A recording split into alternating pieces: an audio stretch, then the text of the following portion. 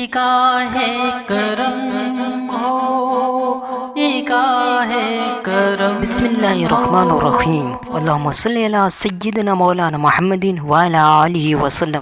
ابو ہریرہ رضی تعالیٰ عنہ سے مروی ہے کہ رسول اللہ صلی اللہ علیہ وسلم سے سوال کیا گیا، کون سا عمل افضل ہے؟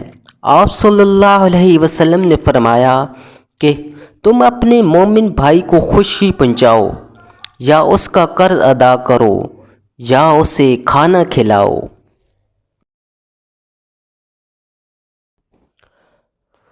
قرآن و حدیث کی خوبصورت ویڈیوز کے لیے ہمارے چینل کو سبسکرائب کریں اور ہماری حوصلہ افزائی کریں۔ جزاک اللہ خیرہ۔